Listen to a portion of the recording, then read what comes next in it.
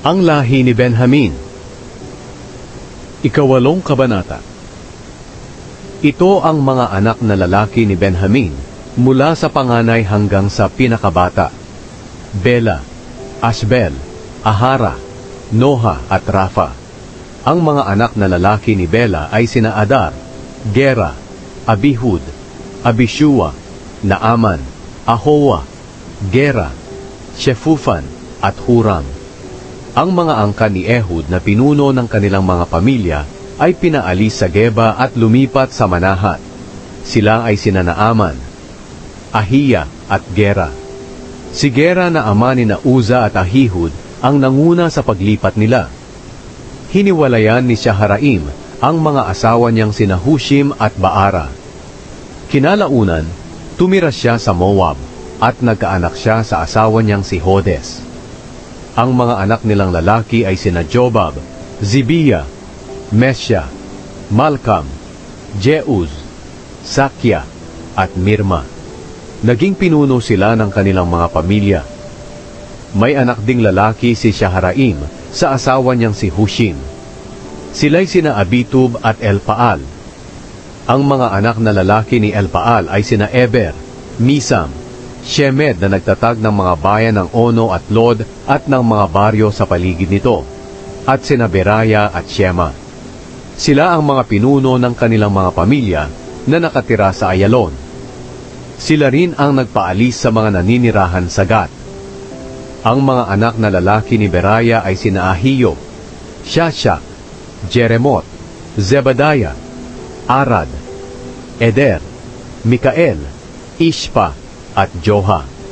Ang mga anak na lalaki ni Elpaal ay sina Zebadiah, Meshulam, Hizki, Heber, Ishmerai, Izliya, at Jobab.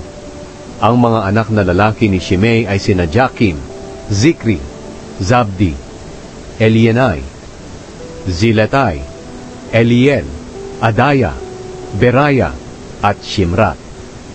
Ang mga anak na lalaki ni Shashak ay sina Ispan, Eber, Eliel, Abdon, Zikri, Hanan, Hananaya, Elam, Antotaya, Ifdeya, at Penuel. Ang mga anak na lalaki ni Jeroham ay sina Shamsherai, Sheharaya, Atalaya, Jaaresya, Elias, at Zikri. Sila ang mga pinuno ng mga pamilya nila ayon sa talaan ng kanilang mga lahi, at tumira sila sa Jerusalem. Si Jeiel na ama ni Gibeon ay tumira sa Gibeon. Ang pangalan ng asawa niya ay Maaka. Ang mga anak niyang lalaki mula sa panganay hanggang sa pinakabata ay sina Abdon, Zur, Kish, Baal, Ner, Nadab, Gedor, Ahiyo, Zeker, at Miklot na ama ni Shimea. Tumira sila malapit sa kanilang mga kamag-anak sa Jerusalem. Si Ner ang ama ni Kish, si Kish ang ama ni Saul, at si Saul ang ama ni Jonathan, Malkishua, Abinadab, at Eshbaal. Ang anak ni Jonathan ay si Merib Baal na ama ni Mikas. Ang mga anak na lalaki ni Mikas ay sina Piton, Melek, Tareya, at Ahaz.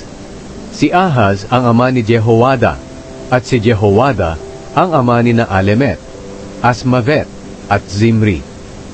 Si Zimri ang ama ni Moza, at si Moza ang ama ni Bineya. Ang anak ni Bineya ay si Rafa na ama ni Eliasa na ama ni Azel.